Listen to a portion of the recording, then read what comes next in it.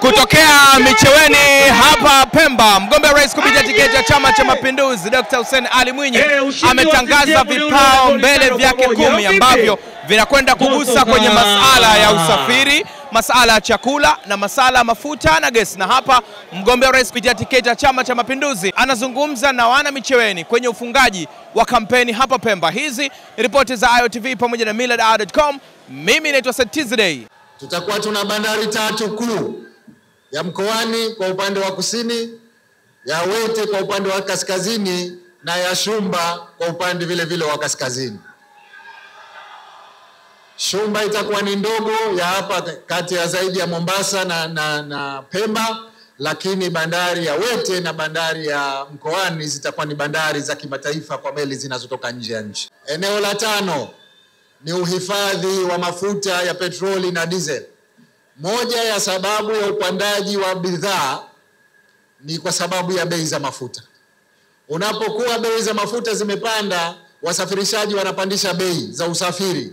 Hatimaye tunaona kila kitu kinapanda bei. Serikali itahakikisha inajenga hifadhi za mafuta Unguja na Pemba. Na hapa Pemba tumeshaanza na Unguja tutaendeleza. Tutahakikisha kwamba nchi inakuwa na hifadhi ya mafuta isiyopungua miezi 3. Likitokea lolote kule, sie mafuta ndani tunayo. Eneo la 6, changamoto ya vijana, ajira kwa vijana.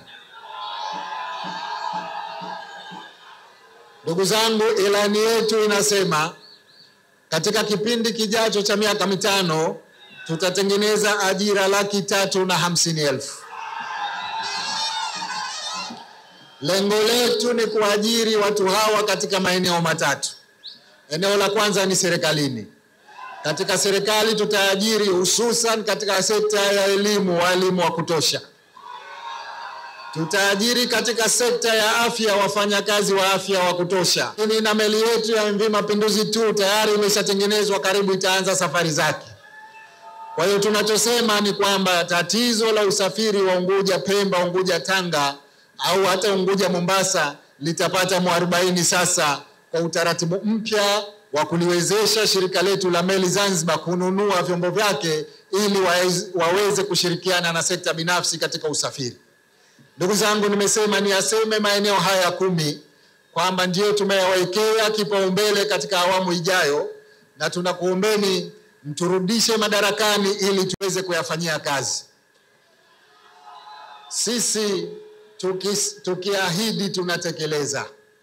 Tuliahidi miaka 5 iliyopita, tumetekeleza, na baadhi ya sekta tumevuka lengo. Elimu tumevuka lengo, barabara tumevuka lengo, viwanja vya michezo tumevuka lengo. Wewe uliza sekta yote utatukuta tumefanya zaidi ya tulioeleza kwenye ilani.